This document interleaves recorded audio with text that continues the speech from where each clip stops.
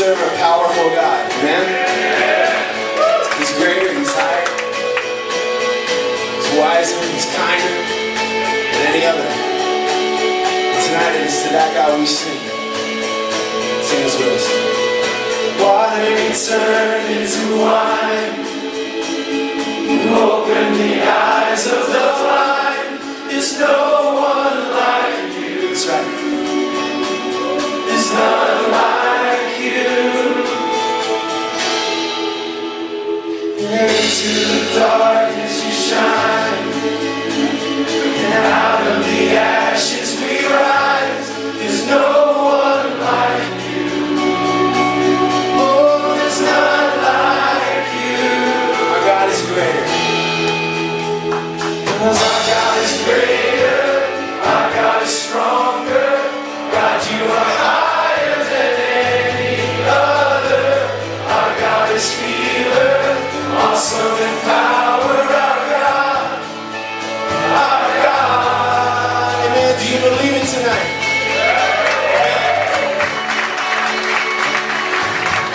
Into the darkness you shine. Sing it with us. And into the darkness you shine. And out of the ashes we rise. There's no one like you. Oh, there's none like you.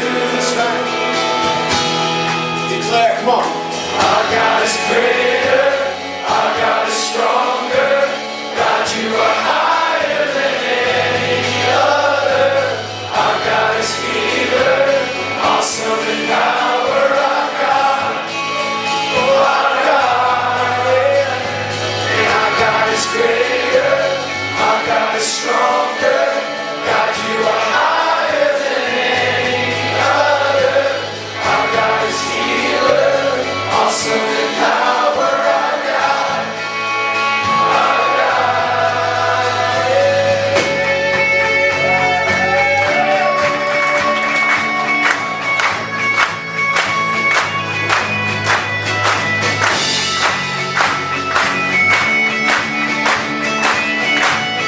And if our God is for us, come on.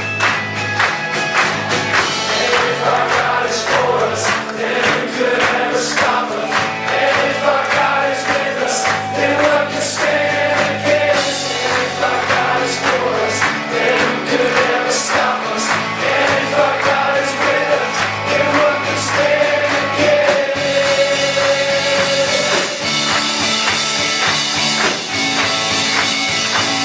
Then what can stand against?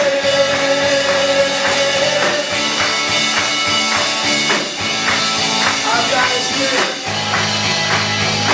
Our God is greater. Our God is stronger. God, you are higher than any other. Our God is healer, awesome in power. Our God, our God. And our God is greater.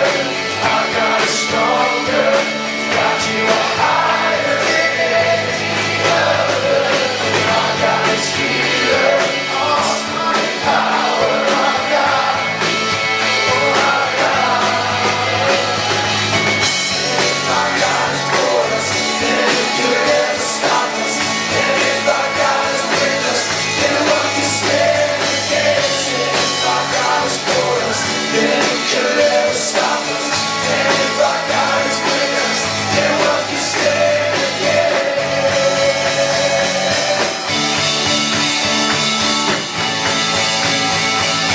Then what can stand against?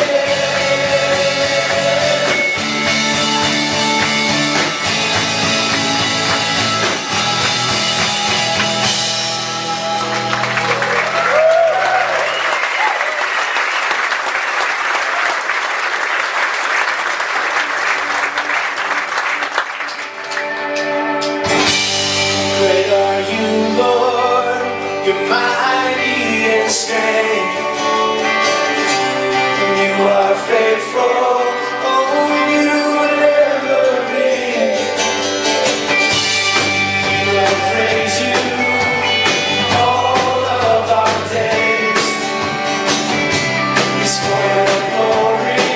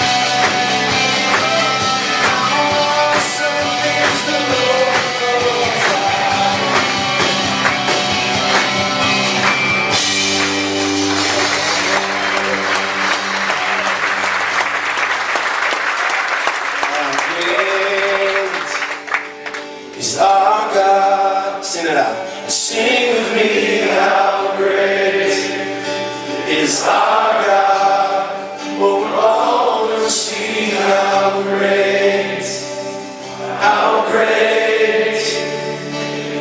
our God. You sing it. And how great is our God. Sing with me, how great is our God. And all will see how great is our God. Let's just maybe go to that part that says name above all names. And you're the name above all names. You are worthy of all praise. And my heart will sing how great is our God. And how great is our God.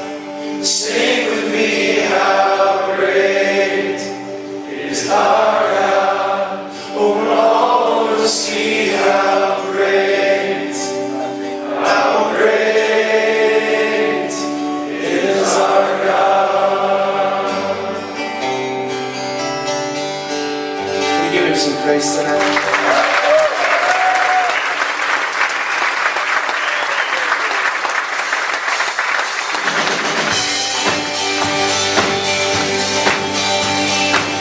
You guys know this one? Oh Lord, my God, when I awesome wonder, consider all the worlds thy hands have made.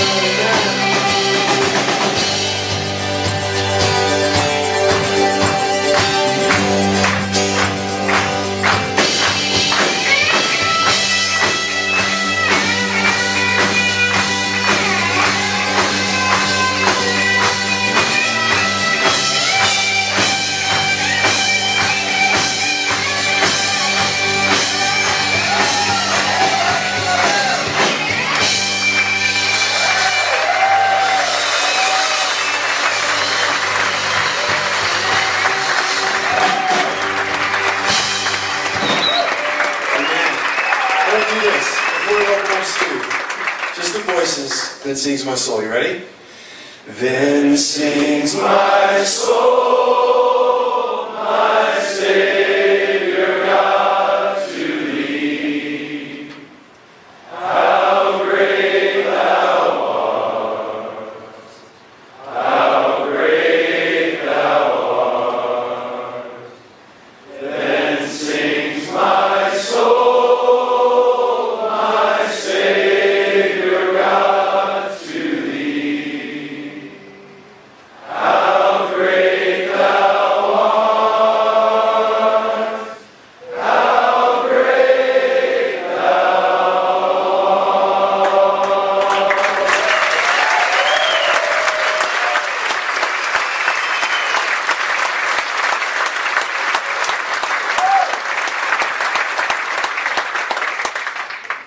And let's pray. Father, it is so good for us to be together as men like this, in a high place, centered upon you and who you are. I find my mind thinking through the centuries of the guys you have had serve you in previous centuries. I think of men gathered around campfires and singing praises to your name. Think of David and his guys at the stronghold. I think of so many. I thank you for the privilege of our being your men today. Our prayer this weekend is that you would speak to each one of us as only your Spirit can. Keep me out of the way. Let your word penetrate our souls by the power of your Spirit.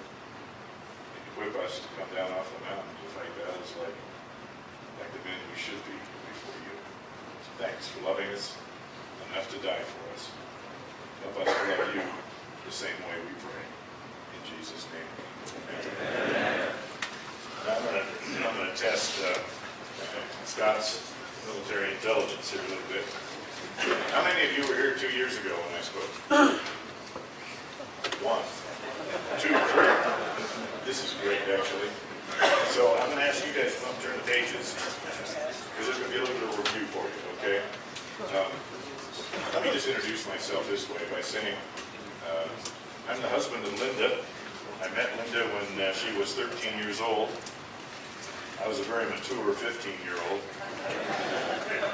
She was playing girls softball, and she had a peg that went from third to first, like that. Bam, no trajectory, just flat out.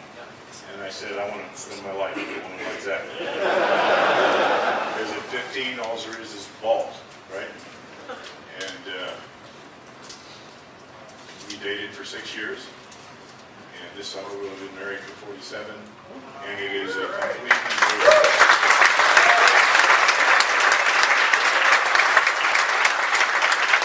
I don't say that to garner any applause. I say that because it's a testimony to the grace of the sovereign God to work in people's hearts. Through the weekend, different references may be made, and so it would be good for you to know that Linda grew up in a home that had no man in it. There was a male who impregnated the mother, and then after abusing the children, abandoned them. And Linda was the firstborn and took the great bulk of all that abuse, mentally, emotionally, physically, and sexually. And she grew up subconsciously thinking that she would never be dominated by another man. I grew up in a home where my mother had insecurities early on, and I was the firstborn in our home, and she didn't have any brothers. She didn't know what it was that she brought into the world, thinking it was probably a juvenile delinquent. And so I was very unsettled in my relationship with my mom, and I subconsciously determined that I would never be manipulated by another woman. And God brought Lindy and I into a marriage. She was 19 by a week. I was a mature 21 by a month. And then we grew up together afterwards with lots of water under our marital bridge. Some of it was very deep. Some of it was very white. And the fact that we are married today, and not only married, I know you probably expect me to say this, but I never expected that I would say this, okay? That our marriage is stronger today than it was last year at this time. And stronger last year at this time than it was a few years before. And I can honestly say, I am no longer blindly in love. I know everything about her. And I actually, miraculously, adore her. I never thought I would say that about 15 years into our marriage. In fact, I thought at some points along the way I went out. But the grace of God has been really, really good. And can I put it this way? He's made more of a man out of me in my marriage than any other life experience I've had, and they're going to tell you. Because God intends for our marriages to be life changers. And the harder your marriage is, the more life-changing potential it has. I believe that. So if you're one of those guys that's in one of those easy cruise along, float along, happy ever after marriages, I'm happy for you. I think those of us that have been in difficult marriages, and Linda would say the same thing if she was standing here, those of us that are in difficult marriages have greater opportunity for life transformation. Because life becomes less about us and much more about something larger, namely the glory of God and His image in male and female. So Lindy's a magnificent woman, still a very strong woman, still very competitive, very German, very firstborn. We're all of those things. We've actually built the second house together, moved in 2 weeks ago, and we still like each other. It's amazing. I told her we had to keep it under 2,000 feet, and she got it to 1,976. And she feels like she failed because she could have had 14 more feet. We live up near Portland, which, as many of you know, is the capital of the left coast. The best-selling bumper sticker is "Keep Portland Weird." And we're doing a really good job of it. In fact, I read in an airline magazine not too many months ago, flying along, opened it up, there was a statement about Portland. It said this: "It's quietly replacing San Francisco as the city most conspicuously losing its senses." That's where we live. 56 strip clubs. That's more. That's number one in strip clubs per capita in cities over 500,000 in the United States. It's more than Las Vegas, by far. It's a crazy place. One of my wishes tonight, as we were singing, I was wishing that my sons could have been with us tonight. I would love it when men are together around the things that matter. And I have this great desire to have my arms around my sons, who are in their 40s now, and I guess the youngest is 37. I don't deserve any of them. They're all spiritual mentors to me, and they're all elders in their churches. And they have given Lindy and me, along with these magnificent girls, the Lord brought into our lives. We never had any daughters, so I never knew what I was missing. And then all the boys brought one daughter to the home. She's magnificent. They don't. Our sons don't deserve their wives. But together, those sons and daughters have brought us 10 grandchildren. And I was thinking tonight of my grandsons. I have 7 grandsons. I was thinking of them sitting there with us, because they're the ones that are going to take the world that we're leaving to. And it's up to you and me now to train them and develop them and grow them the next generation. In order to do that, we need to be where we're supposed to be. So what I want to work on this weekend a little bit, some review for those 3 of you that were the last time I was here, but just bear with us, you've forgotten it all anyway. My pizza night, right? Yeah. So what I want to work on is becoming strong men now for really tough days ahead. If you haven't noticed, our world is changing rapidly around us. Our culture is changing rapidly around us. And I want you and me to be like, we said to my dad here, Dad's 92 now, he and Mom are still married 70 some years. When we had their 70th anniversary, they asked him, "What's the secret, Byron?" He said, "Well, we only had one fight." He says, "Now it's still going on." He says, "But it looks like it's going to work out."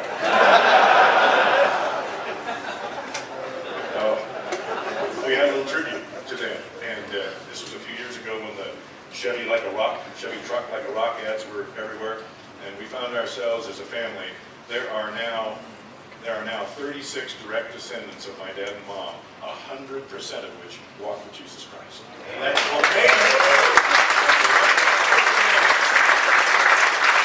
So that's the most my mom and my dad. And as we were giving tribute to them, I'll just tell a little family secret since we've got plenty of time. The band is really good for me. My dad's been a teetotaler all his life. Coal miner and fireman in a town that was populated by people who made their own brew. In fact, when he moved to the fire department, they called him Purple Toes because they assumed he stomped his own. You know what I mean? Grapes. But he's been a teetotaler. And here we are at this family tribute, and my brother brings a bottle of really fine wine. And so I asked Dad, would you mind if we toasted you and Mom? He said, no, that's fine. So we were going to do that. My mom says, oh, Byron, could I taste it? She's never had to eat it because she's married Byron. Could I taste it? Sure, hon, that'd be fine.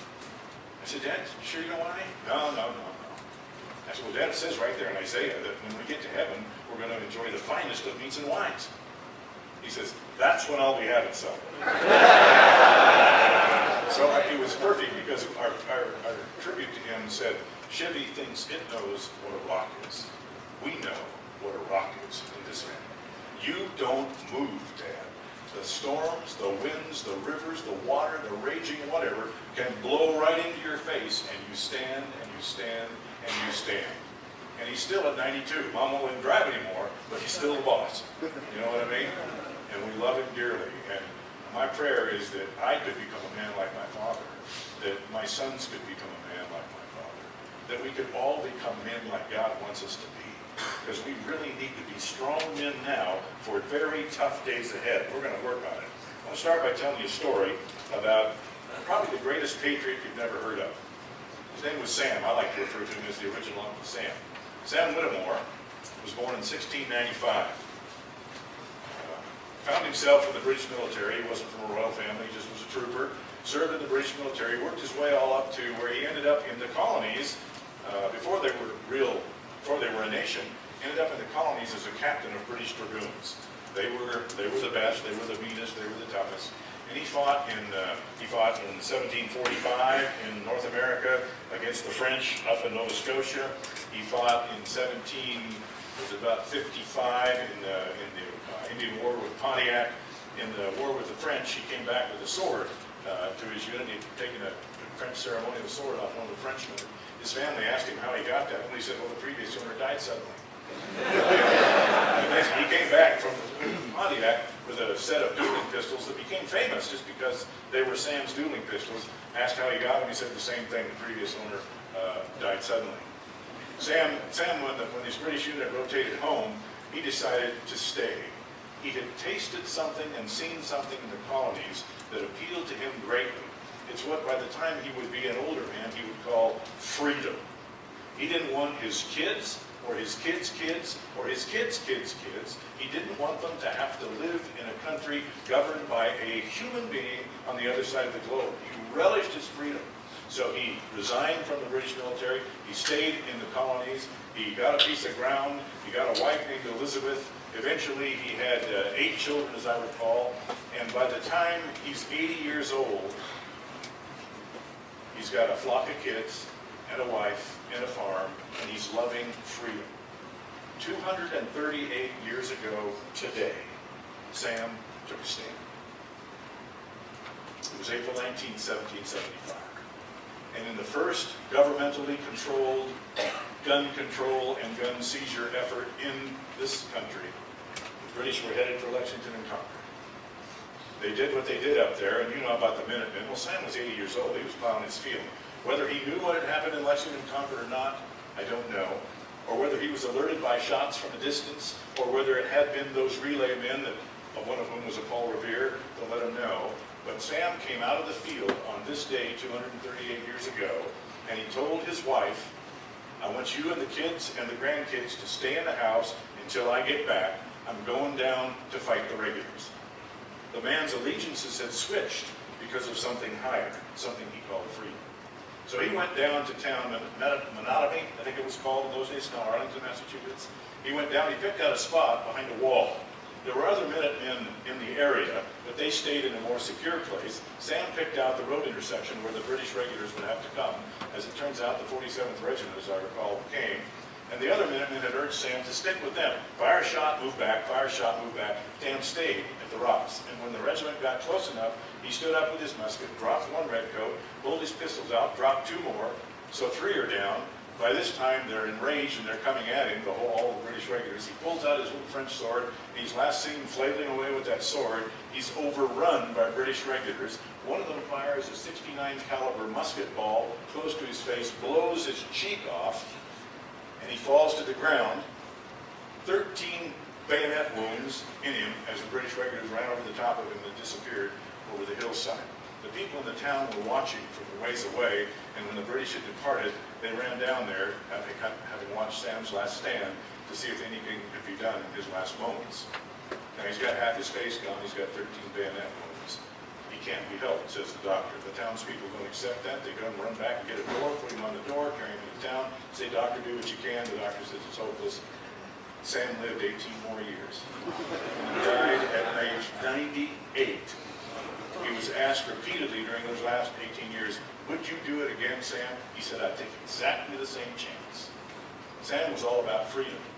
He was all about being part of something larger than himself. That was 238 years ago. How many of you heard of Sam Whittemore? Maybe a couple. Whittemore. Whittemore, I think. Sam was a warrior. I want to look with you tonight at the warrior soul as it's displayed in a particular portion of the Bible, and see if we can't develop some elements that we can pattern our lives after to help us be the kind of men that have to stand in a very different kind of day, but every bit as much a war as it was 238 years ago today. Do you believe that there is a battle going on all around you today? If you don't, you're blind, deaf, dumb, and stupid, right? The war is everywhere. The Bible is replete with the language of warfare. And the war is universal in its scope. The adversary of our soul hates the living God. The war is universal. The adversary of our soul hates the image of God. And so this war is global. It's everywhere. And this war is very personal. If you're a man and a Christian man, he's got a bullseye on you. This is a spiritual war first before it ever boils up into the kinds of things that we find around us all the time, whether it's the murder at the Boston Marathon or 9/11 or just pain in a marriage or a paper cut or any other kind of human disappointment and discomfiture. It can all be traced ultimately to the battle of which we're a part. It's real important that we be the kind of warriors we must be. And in order to do that, we have to think spiritually. I was in Afghanistan, been there a couple times with the troops in the last 10 years. And when I was there the first time, I was with the 10th Mountain Division, Major General Ben Friedland. And I saw him welcome some of the guys in the country. And he said this: "I need 3 things from every one of you if you're to be our warriors of the 10th Mountain Division. I need you to be physically fit. We're at 10,000 feet. Sometimes in snow. You need legs and lungs. Physically fit. I need you to be tactically fit. That man on either side of you is dependent upon you for his life. You've got to know what you're doing. I need you physically fit, tactically fit, and I need you spiritually fit." And if you don't know what spiritually fit is, you see me. And if you can't get to the commanding general, I know it's tough, then you get to the chaplain. Because this war that we're about has everything to do with what's inside of you, rather than just what's in front of you. Franklin was on to something very strong. He was on to the same thing that General George Marshall said in World War II. He said the soldier's spirit, the soldier's heart, the soldier's soul are everything. Unless the soldier's soul sustains him, he can't be relied upon. And he'll fail himself, his commander, and in the end his country. Every battle that we're a part of is ultimately a spiritual battle. And it's no different today. You see it all around you in numbers of forms. What is it about the soldier's heart, spirit, and soul? What is it about being spiritually fit that's the key to every battle, whether it's on the hillsides of Afghanistan or the street sides where you live? The secret is the warrior's soul. General Marshall knew that. Others have known that. There's a fellow by the name of Stephen Pressfield. He wrote a book called Gates of Fire. It's a historical novel on the Spartans of the military system in Sparta and the great battle of Thermopylae, the hot springs there. And in the middle of that book, he explains some things that are happening. He he talks about, there's two guys having a conversation. One's Alexandros, who's a young 14-year-old Spartan boy. One's Diakonis, his mentor. Because in the Spartan system, every 14-year-old boy had a mature mentor. I don't know if it's that way in your church, but wouldn't that be great? If every young boy came up and had an older man, especially those who were fatherless or who had absent fathers or who had less than fathers, had a mentor. Well, Alexandros and Diakonis, after a particular day of training, are having their campfire talk. And this particular day, something has happened for the first time in Alexandros' experience. One of the 14-year-olds was killed in a training accident. They're talking about death and the price you pay in battle and what it's all about. And Diakonis ends the conversation by saying this: Alexandros, if I thought this flesh was mine, I couldn't advance a pace into the face of the enemy. But it's not mine. It belongs to my wife, my children, to our nation, and to 1,000 generations yet unborn. That's a sense of transcendent cause. That's something in the soul. That's being part of something larger than yourself. I'm going to read you a statement I read not long ago, less than a year ago. Carl Merlantis, you ever hear that name? Carl was a Marine, Vietnam. Carl grew up in Seaside, Oregon. He was a football player and student leader there at Seaside High School, and ended up a National Merit Scholar, ended up going to Yale University on a National Merit Scholarship. Took the Marine Platoon Leaders course while he was at Yale. Ended up at graduation, he won a Rhodes Scholarship. The Marine Corps said, hey, go to Oxford for a while, and you can come home and go to Vietnam later. This is the late 60s. So Carl goes to Oxford, sees all the anti-war things that one sees in that kind of environment, and then slipped out the back door of Oxford for 3 months to try to figure out what was he going to do about his obligations to his country. Was he part of something larger, or was this about Carl? And he made the right decision, wandering around in Africa, and reported to one of the U.S. embassies there, the Marine Security Guard, reported for active duty, and they didn't know what to do with him, but they got him back to Marine Basic eventually, where he went through the platoon leaders course, and ended up as a platoon commander and then a company commander in Vietnam in the heat of major combat. In fact, he came away from that year with a Navy Cross, that's second to the Medal of Honor. He came away with the Navy Commendation Medal for Valor, 2 of them. Came away with 10 air medals. He was a leader of men in the most difficult of combat situations. This is what he says in a book he wrote called What It's Like to Go to War. What it's like to be in war like you and I are. He says, the violence of combat assaults psyches, confuses ethics, and tests souls. It's not only a result of the violence suffered, it's also a result of the violence inflicted. The preparation for these aspects of combat must be done by the individual in the quiet places, alone, in communion with his own heart. As far as I know, Carl and Ella Laurel, we've exchanged one letter. I hope to be a spiritual stalker for him, because he is so close. He's so close to me. The Marine Corps taught me how to kill. It didn't teach me how to deal with killing.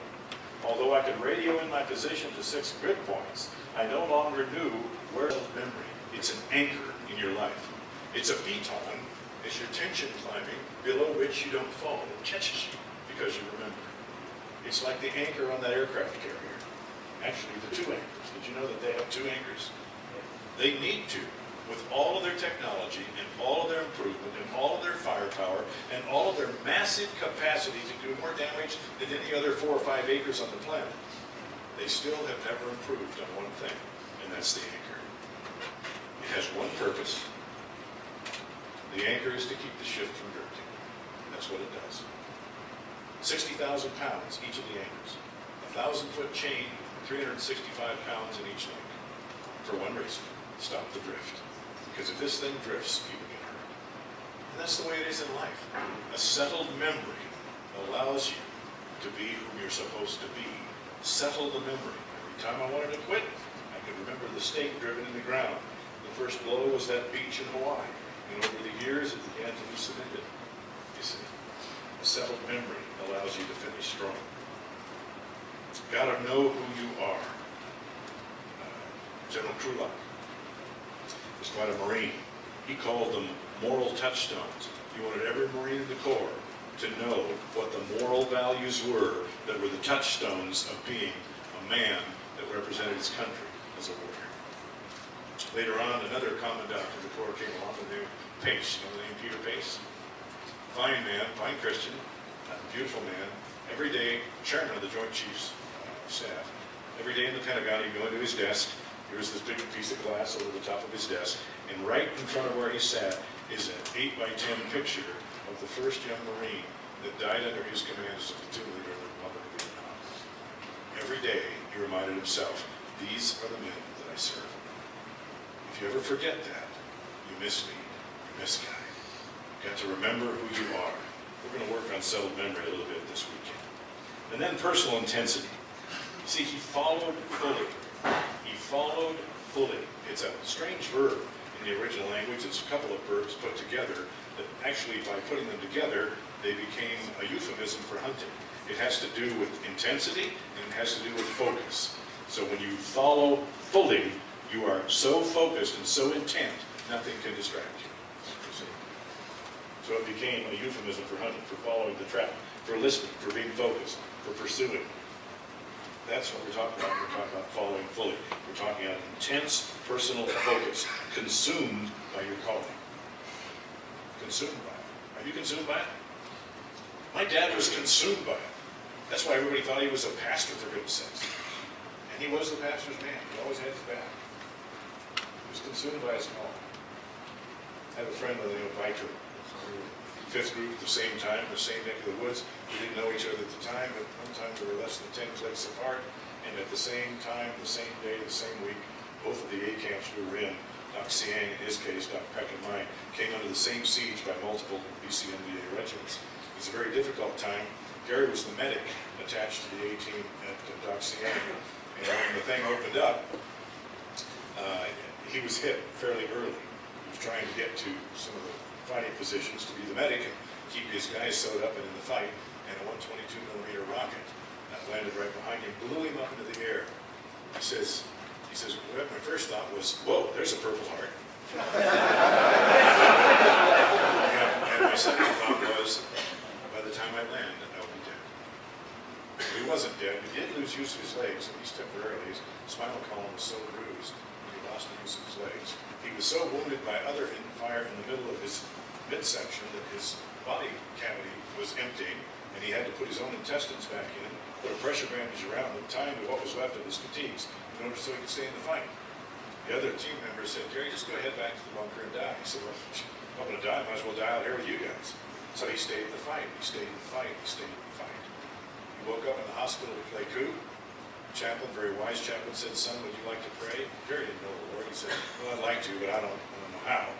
The chaplain wisely said, that's okay, young man. God is a very good listener. That began a pursuit in the life of Gary Viker. And he pursued this God that he prayed to. He said, I said, God, if you're there, would you spare my life? I mean, I'm a medic. I know I'm dying. I'm out of control. I can't maintain my own consciousness. Would you spare my life? And he said, I sensed at that point an overwhelming presence of this God. I didn't know who he was or his name. And the next 2 years, he spent searching for him. Gary was that kind of a guy. Intense personal focus. He not only has the Medal of Honor, he has the Distinguished Service Cross, second to the Medal of Honor. He has the Silver Star, the third award for valor. Gary was an intense soldier, and he's an intense Christian today. He's an ordained minister. He's the chaplain of the Congressional Medal of Honor Society, and he is characterized by being consumed by his calling. Are you that way? Can you turn anything around? Maybe the other side of that's the next step. Perhaps the Lord will be with me and I'll take the day. That kind of optimism that belongs to one who's intent on the mission, who's never forgotten who he is, and recognizes how transcendent it is. This could be it. Like the salesman who went to the islands in the South Pacific, showed up there to represent the shoe company that he was a part of, just totally dismayed when he got there. He wired the company, get me out of here. They don't even wear shoes down here. The company pulled him out, sent the next guy down. He said, send me all the inventory you got. They don't have any down here. That intense focus on the mission and the personal optimism. You with me? So here we are in some of the most difficult days in the history of this nation. And I will not give up on her, and neither will you. and we serve the greatest King of kings. We will never give up on him. What does he intend for us in dealing with this country? What does he intend for us in dealing with our marriages, or with our kids, or with our families, with our communities? We're going to work on that a little bit this weekend, but that sense of transcendent cause, that frequent recurrence to what our patriot fathers called a frequent recurrence to the fundamentals, a settled memory, an intense personal focus, and a soldier's optimism that perhaps what we would know what's in the day. And there's something else here. It's a little phrase in Joshua 14. These two old boys, they've been in battle a long time, haven't they? They've been in it about 40 years together in one form or another, wandering through a wilderness, trying to lead 1 million people without any showers. Try that. If we lost our toilets and our water for this weekend, we'd be a ragged bunch of people by Sunday morning, wouldn't we? He led those guys for all those years, Moses and Joshua and Caleb. They were seasoned warriors sitting around the campfire, and they had been together for decades. Caleb refers to it, I think, in his little phrase, concerning you and me. You remember back when we ran recon? You and me. I think he's implying we've been together a long time. I think that's something every one of us as warriors need desperately in our lives as men. We need a deep camaraderie with other men. We need a soulish connection with another man or two or three or four. As I'm here with you tonight, I'm keenly aware that my best friend of over 4 decades is in the Wallowa Mountains in Oregon without me. It was in the Wallowa Mountains in Oregon almost 40 years ago, where we had taken the kids in with his mules and horses, and it was about a 12-mile pack. And, mules do weird things in a 12-mile pack. And people get frustrated. And you all know that the point of a vacation is to get there now! You know what I mean? So I've had a rough day, packing and repacking and kicking this and that. And finally we got there and we set up camp and we had a wonderful dinner. The girls, their wives were in what we made as a little kitchen, and the kids were in their tents. Not sleeping, but in their tents. And John and I were up on the hillside. We're watching some elk drift down the other side of the canyon. It was like heaven. And all of a sudden, my friend turned to me with fire in his eyes, sitting on a granite rock. He said, I don't ever want to see you talk to one of your sons that way again. Anybody else had blown them off? They're my sons now. You're risk put out of my life. I couldn't do that for John. You've been everything to me. And he spoke truth into my life so that I wouldn't fail in the battle.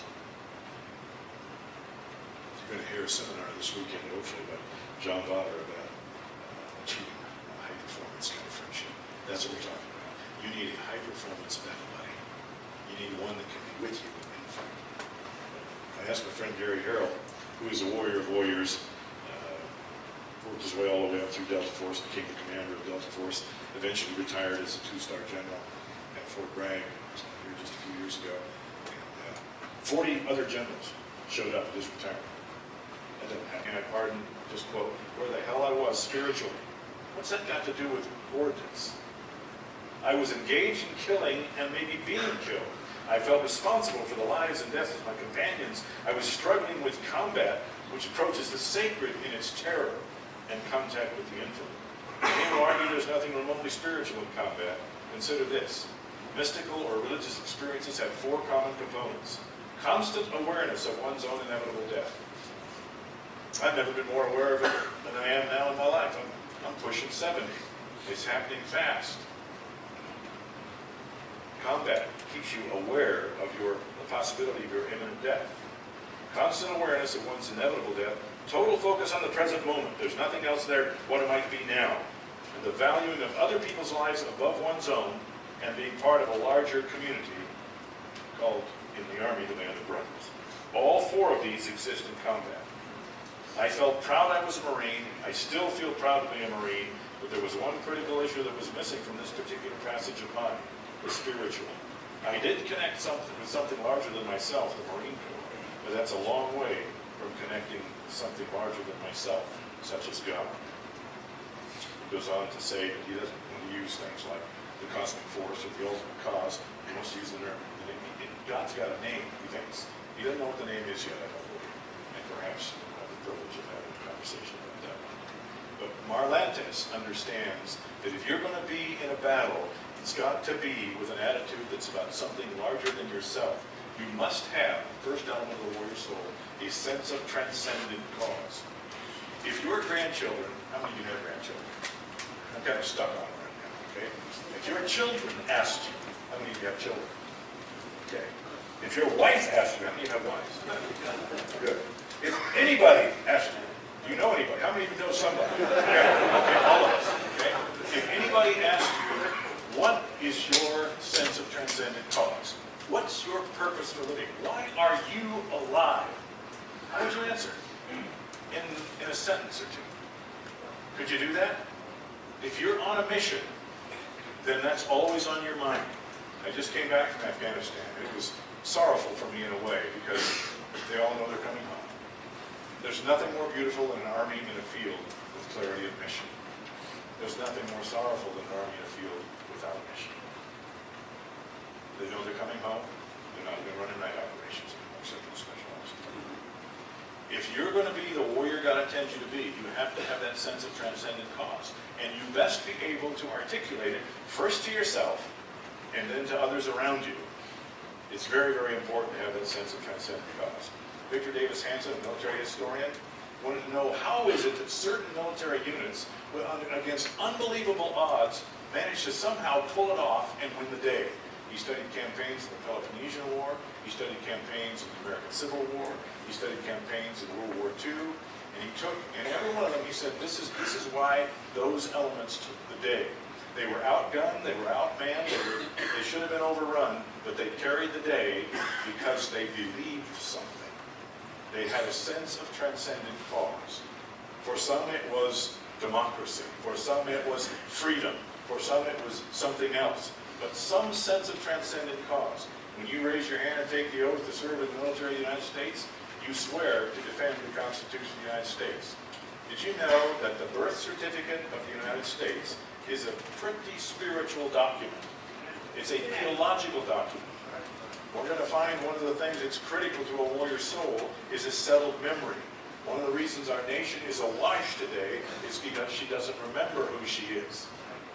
You see, that Declaration of Independence, which is our birth certificate, says we hold these truths to be self-evident, that we're created equal, and that we're endowed by the Creator with certain rights that are unalienable. That is, they don't come from Washington, D.C. or anywhere else, and therefore they can't be taken away by Washington, D.C. or anyplace else. That's the founding of this nation. We can't remember that anymore, and so we're losing it. It's what's happening in our world today. It's part of the battle that you and I inherit in our lifetimes. So we're founded on a decidedly theological notion as a nation. That's a sense of transcendent cause. I'll defend the Constitution against enemies for things. What's your transcendent cause? I grew up in a home when my dad made the decision that Jesus was either everything or nothing. It changed all of our lives. My mom panicked. She didn't know Jesus. She thought Byron had fallen in love with somebody else. It was Jesus. It was very disconcerting to her. I was the oldest child. My sister was too young to go with us to church. My brother wasn't born yet, so Dad and I went to church. It changed my father's life when he discovered who he was and how he should be living. He began to develop a sense of transcendent cause. And he purposely began to study that cause. Every extra nickel he had, spent not on booze like many of his compatriots, but he spent every extra nickel he had on a reference book about the Bible, so he could learn more and more and more, so that transcendent cause was always in front of him.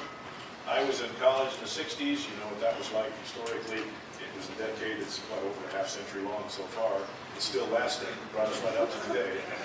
I was in college in those 60s, and I abandoned the faith intellectually. I left Christ intellectually. I couldn't believe that anymore. I didn't think.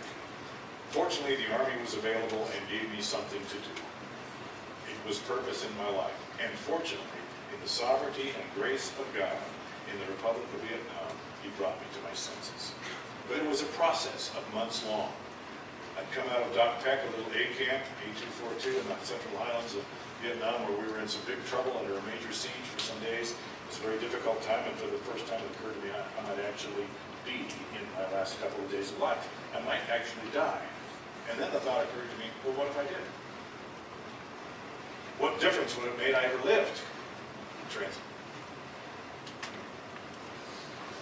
What is my life about anyway? And that began a spiritual pilgrimage for me, which went on for months. I was out of Doc Peck in the Central Highlands, and I was in a little valley in Hawaii on R&R with my wife.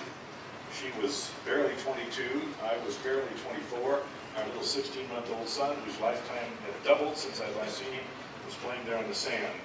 And I was, 24 hours before, I'd been in a very different situation that was very chaotic and destructive. And now I'm in peace with this beautiful woman in her two-piece swimming suit. I'll never forget that image. I'm with her, and I'm thinking, why am I alive? And why is somebody else not alive? Why did those guys live? Why am I living? And that began a pilgrimage. What am I about? Who am I? Why am I alive? And that process, that day on the beach, a thought occurred to me. Could I possibly be alive for my bride and kids? And maybe his bride and kids? See, I knew the language. I knew the nomenclature. I'd grown up in church. And that spiritual pilgrimage brought me to the place where I just officially retired from 40 years of vocational pastoral ministry. I'm the last guy that would have ever been a pastor. But when I began to think about those things that are common to combat and why I'm alive and what God intends for me, it changed my life. Now, I have... When the Lord speaks, you listen. Is that us? Or is that let me take this off. That point will be made, okay?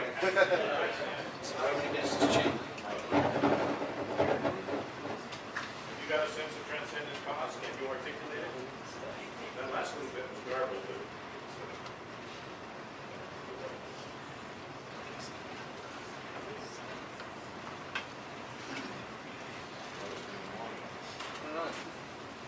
a sense of transcendent cause is essential.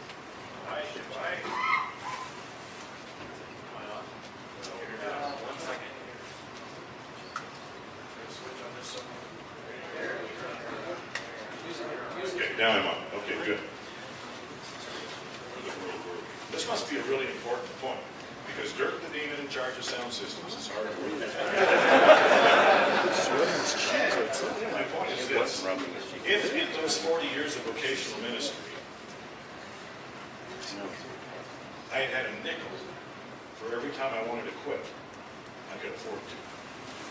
You know what I'm saying? I have a friend, you know Brian Moritz, spoken well. His buddy, his dad, Crawford, was my buddy. And Crawford was years in Campus Crusade and then became a pastor of a fairly large church in the Atlanta area. He called me one day after a couple of years as pastor and he said, "Why didn't you tell me? Why didn't you tell me?" I said, "Why did I tell you what? Why didn't you tell me the pastor was so hard?" And he described some of the differences that he'd been experiencing. I had a fellow tell me yesterday, he's been in ministry all these years, 7 of them was in the local church, and it was the hardest 7 years of his life. My point is, I would have rather done anything else so many times, but that sense of transcendent cause with the Spirit of God that burned into my soul wouldn't let me. I couldn't quit. I couldn't turn. I couldn't run. I couldn't leave. I had to stay at the post. A sense of transcendent cause is critical to your warrior soul. What's yours? Could you articulate it in a phrase or two? I live for Christ and His kingdom. I live for my bride and kids and His bride and kids. What's yours? They're not all the same. They can be different. What's yours? Sense of transcendent cause. Let me share that with you in this scriptural passage. This is Joshua chapter 14.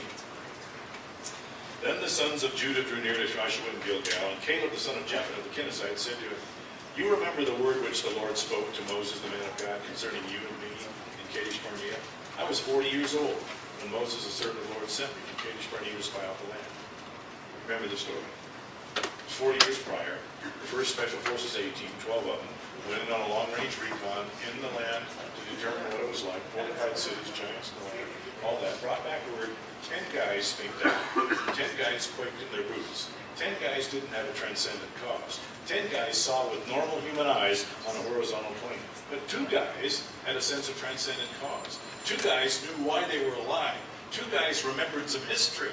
And he says, remember what the Lord said 40 years ago? And I brought word back to Moses, here's the transcendent cause. As it was in my heart, there's something in my soul that allows me to see things that other people don't see. 10 guys saw and panicked on this level. But because my heart was tuned vertically, I saw with the eyes of my heart, could we say it? I think it's a conceptual cross-reference to the New Testament, where Paul says, I pray in Ephesians, that the eyes of your heart might be enlightened, so you can get a hold of this calling that is yours. It's unbelievable. I wish you could see it. See it. My dad saw it. He was a coal miner and a city fireman. And people think he's a retired pastor because he's lived every day of his life for his king and his kingdom. I was just back in the old hometown, Yakima, Washington, visiting my 80-year-old high school basketball coach. I long to see him in the kingdom. I long to see him in heaven. He's getting closer every day. I'm his spiritual stalker. He says, if anybody's going to save me, it's going to be you. So I'm not going to save anybody, but I can share with you how to be. So I was back for another visit here a few weeks ago, and we sat down in a restaurant to have breakfast together, and in walks 3 guys. He says, you probably know those guys. They all retired from the fire department with your dad. I said, well, I've never seen them before. And then he introduced me, and every one of them said what they thought of their father. And every one of them said something like this. Whenever there was trouble in our marriages or families, we knew where to come out. He was a man who never compromised his principles. Now, he didn't get real far in the fire department because of that. Because he had a few issues with some of the things that were going on. And Dad spoke up in his own quiet way. He retired as a fireman after 20-some years in the department. But every one of those guys, that's what they said. We all respected him. And it was his sense of transcendent cause which allowed him to fight that battle 24/7 on shift without being ugly, with always being truthful and always being faithful. Transcendent cause. It never changed for him. He had eyes in his heart.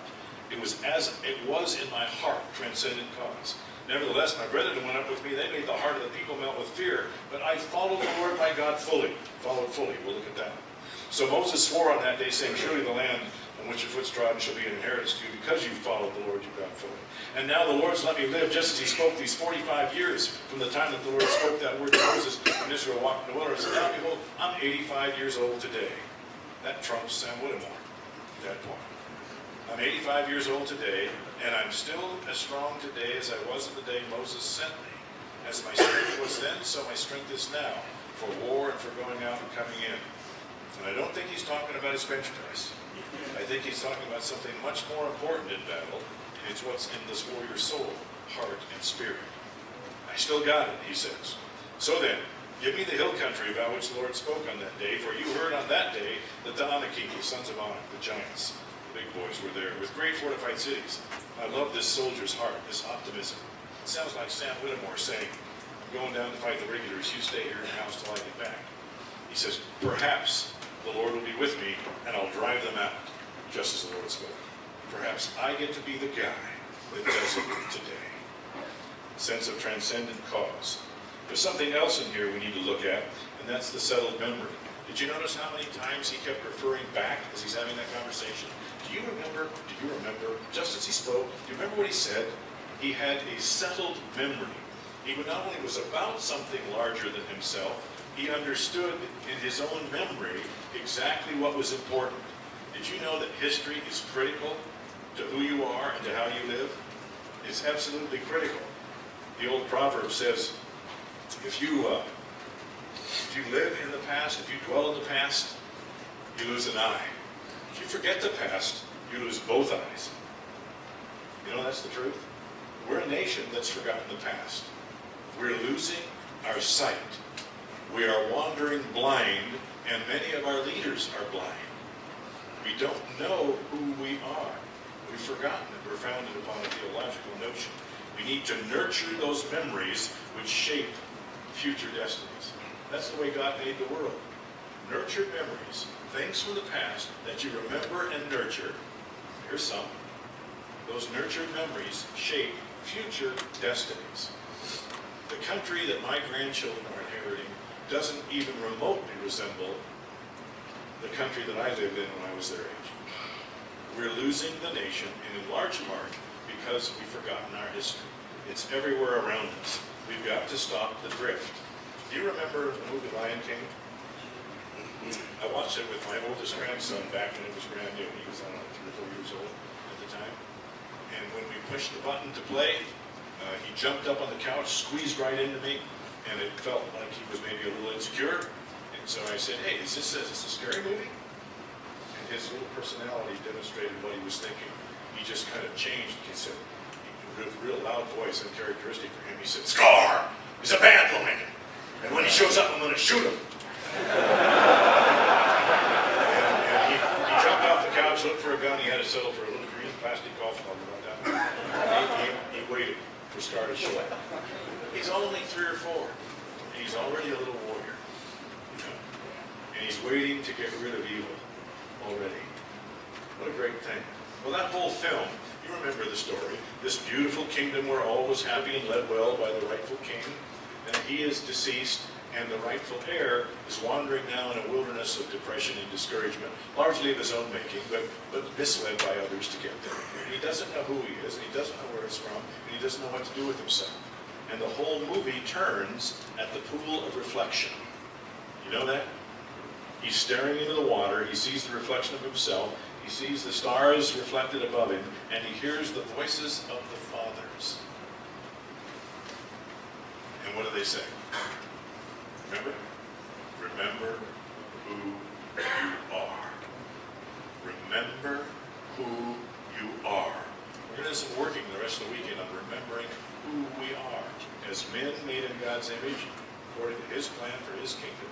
We'll do a little bit of remembering about us and our nation, because I happen to think that God has a personal interest in the nations. He says that the glory of the nations are going to be there in the eternal kingdom. And it's a very plural word that refers to political entities. So we'll get into that a little bit. But the point is a settled memory. If you forget who you are, you will just drift through life. That's the point. We got there and we set up camp and we had a wonderful dinner. And the girls, our wives, were in what we made as a little kitchen, and the kids were in their tents. Not sleeping, but in their tents. And John and I were up on the hillside. And we're watching some elk drift down the other side of the canyon. It was like heaven. And all of a sudden, my friend turned to me with some fire in his eyes, sitting on a granite rock. He said, I don't ever want to see you talk to one of your sons that way again. Anybody else, I'd have blown them off. They'd well, they're my sons now. You were so out of my life. I couldn't do that for John. He meant everything to me. And he spoke truth into my life so that I wouldn't fail in the battle. You're going to hear a seminar this weekend, hopefully, by John Voller about achieving a high-performance kind of friendship. That's what we're talking about. You need a high-performance battle buddy. You need one that can be with you in the fight. I asked my friend Gary Harrell, who is a warrior of warriors, worked his way all the way up through Delta Force, became the commander of Delta Force, eventually retired as a 2-star general at Fort Bragg here just a few years ago. And 40 other generals showed up at his retirement. That doesn't happen. They think it might have been a record at Fort Bragg. It says something about the respect those things have. And as they went through, the MC was going through all the VIPs, mentioning everybody that's there, like they do at the ceremonies. And then, because Gary is a soldier's soldier. He's a dirt soldier. He had 2 stars, but he'd rather be in just a big old-fashioned fight. And he was a weaponsman. He loved every weapon there was. You know? So as the VIP, or as the MC was going through all the VIPs, he said, and last and not least, at this general officer's retirement ceremony, will all of the gun dealers and knife manufacturers please stand up? Because they came too. One time I was in Gary's home and he was telling me that his wife had just given him for his birthday a little Kimber Ultra Carry 45. So that's a pretty good wife for a soldier, wouldn't you think? He said, yeah. So that's cool, Kimber 45, that's a good piece. He said, yeah, I have 3 of them. I said, you have 3 of them? What have you got 3 of them for? He said, they make 3 muffles. In other words, if you don't have one of everything, you can't be the soldier you want to be. So I asked him, well, what do you want more than anything when you're going into a firefight? You know you're going to see the elephant coming back at you. What do you want more than anything? I didn't know if he'd say he's got to think about these super souped up M4s and other things. I was trying to figure out of all the weapons you have, which is your favorite. He said, what do I want more than anything else when I know I'm going to see the elephant? I want a man beside me who's big enough to carry me when I get hit. See, I got hit that day by my own lousy temper. I have a temper issue. I have had. It's fading, I'm glad to say. And it's not just because I'm old. It's because there are some things happening in my life that are good. But I can honestly tell you, I wouldn't be qualified to be here to speak to you tonight if it weren't for John Holman, Jim Lundy, Steve Keels, and there are 2 or 3 others I can mention. You need a deep camaraderie with other men. I don't mean talking about weather in baseball or golf scores. I don't mean just running around the course together. I mean actually sitting down and talking. I sat down last week with John Holman in my home. And I actually cried as I thanked him for our friendship. And you know what? He did too. We're part of a very small fraternity that keeps each other in the game. In our marriages, in our parenting, in our grandparenting, in all of life. You need a Joshua or a Caleb in your life. And my prayer is that maybe this weekend will be the catalyst for your determining to find that. Can you find that battle buddy you need possibly this weekend? Maybe you don't even know his name. Maybe it's a guy you've been intrigued with at your home church. He always parks in the same spot in the parking lot. He always sits down in front left with his wife. He's got some kids that seem like pretty good kids. Maybe you should write his, if you don't know his name, write down the guy that parks in the left front center of the parking lot and start praying. Because when God's guys pray, he doesn't give them stones. He gives them bread. And you start praying for a friend like that. And you be persistent. I had one guy who said, I tried that. 9 times they said they didn't want to be my friend. He was an Air Force Fighter Squadron commander, which explains a lot. Who would want to be his friend? But he said in a later letter, I finally got him. And now I have a wingman for my soul. I can do this by God's grace. So you need to be able to articulate that sense of transcendent gospel. Why are you alive and other people aren't? Why has the sovereign God placed you here today?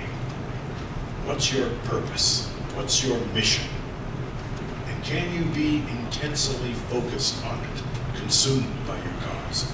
And can you rehearse certain memories that reinforce who you are and what you're supposed to be and do? And can you walk beside another man in soldierly optimism? Because we've got a really tough task ahead of us. Our families live in a world that's not friendly to them and their faith. As you know, if you're an evangelical Christian, you are considered by some to be part of a hate group, if not borderline terrorism. We have a crazy culture. We need to turn it around, and we can't turn it around with passivity. We need to be like the Apostle Paul. You've heard the phrase, run to the guns?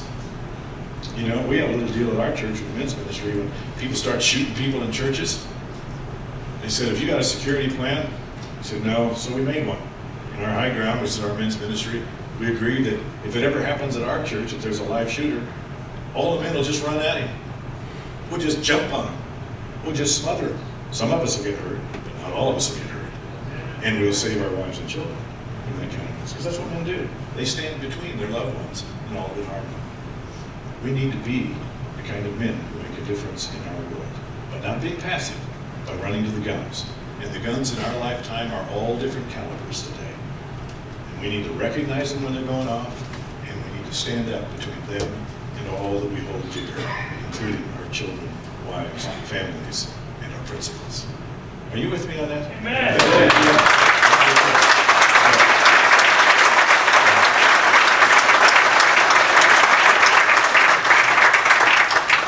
Let me just close with a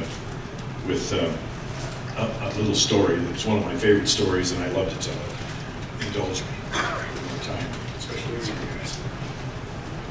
Dennis Rainey told me a story some years ago that a missionary family had come home on furlough somewhere in the Midwest, probably Arkansas, and they'd been given the use of a lake home for a period of time this summer for just respite.